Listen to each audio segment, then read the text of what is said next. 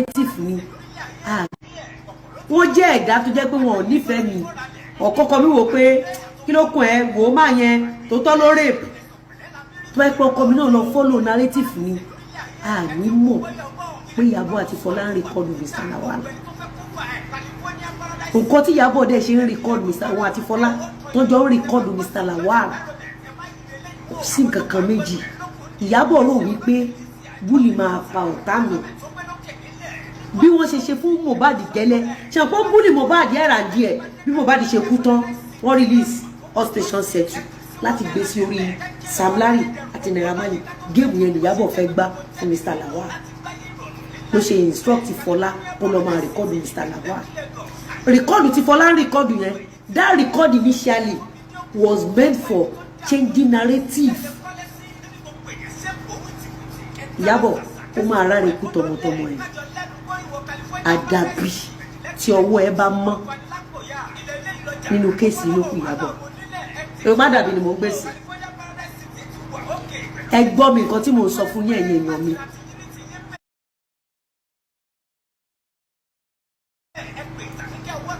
Sàríyù nǹkan kan ò ṣe first audio tó release fún Gistlover ó ní ẹ má bully Lizzy ó ní ẹ má bully Lizzy nígbà tí Iyabo pè mí lórí kéèsì Fola tó ti ẹ̀yin èmi tí mo sọ fún Iyabo rẹ̀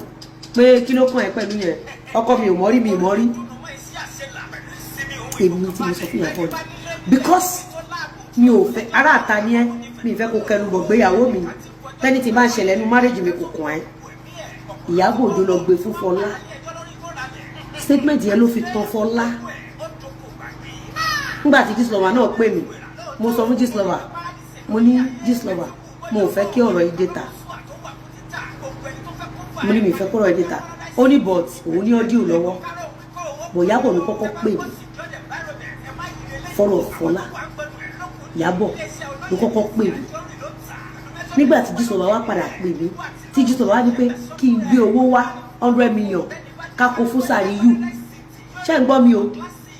mo ní bo mo ti fẹ́ rí mo ní àwọn akọ́là lọ́mọ mo ní tó bá dẹ̀ dá lójú ní kó fún ẹ ní DNA ọ Gistlover gbé sórí péjì ẹ pé ká ṣe DNA ó wá ní à kẹ́mi lọ sọ mo ní òkè audio Fola tó send sí mi send ẹ post ẹ sí péjì ẹ lẹ́yìn ìgbà Iyabo wá pé ẹ Lizzy lady kan wà ó lóun bímọ fọ́kọ ẹ kí la fẹ́ ṣe sí báyìí mi ìwé má gbàgbé pé Fola ti ń record before kí n tó bímọ mo wá sọ mo ní kí ló kan títí ẹ pẹ̀lú yẹn as a matter of fact ṣégbà tó kó dénú estate mi ló pè mí ní before kó tó kó dénú estate mi ló ti pè mí fọ́rọ̀ Fola lady kan wà ó lóun bímọ 4 fọ́kọ ẹ mo ní kí ni gbogbo orí burúkú kí ló ṣe ti yé ṣe rí ọ̀rọ̀ tó gbọ́ lẹ́nu tèmi òun ló lọ fi manipulate Fola kó lọ rẹ́kọ̀dù Mr. Lawal ẹbẹ̀ lọ́wọ́ Iyabo Ojo wípé kí ni purpose ti Fola for rẹ́kọ̀dù Mr. Lawal ẹbẹ̀ lọ́wọ́ Iyabo Ojo bẹ́ẹ̀ ẹbẹ̀ lọ́wọ́ Iyabo Ojo gbogbo ẹ̀yàn bí amọ̀ ẹ bá mi bẹ̀ lọ́wọ́ Iyabo Ojo wípé Iyabo let me tell you something if you did not come online and tell the whole world the reason of Fola recording Mr. Lawal kò ní work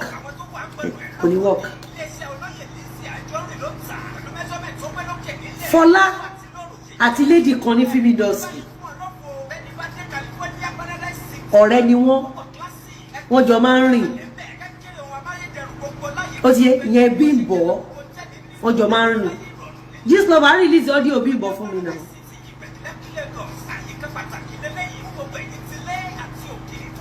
àbí ṣe rán ni mo pa Gistlover tó bá ní rán ni mo pa màá wá jáde sí máa pí ẹ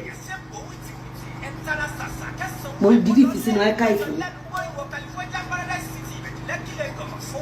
ṣé bẹ́ẹ̀ gbọ́ tí Fola sọ wípé bí Gistlover ṣe ń fìdí èmi ló ṣe ń fìdí òun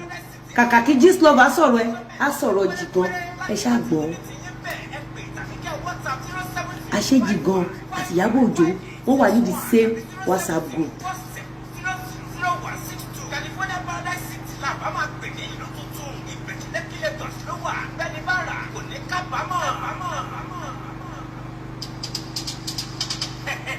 ó sì Iyabo Ojo àtàwọn Fola jọ wà ní látilẹ̀. We have picture evidence of Fola pẹ̀lú Bimbo gbogbo sákùn wọn yẹn Kẹ́mi Kórèdé. We have the picture, we've posted it before. Wọ́n jọ wà ní. Òun ni Fola ṣe ń sọ fún Iyabo pé that time wey I dey cry you tell me say me I no worry. Tí Iyabo wá ní mi ò mọ̀ gbà yẹn mi ò dẹ̀ ní mọ̀ gbà yẹn. Iyabo Ojo gbàgbé ẹ̀. Gbàgbé ẹ̀ lórí BiBi.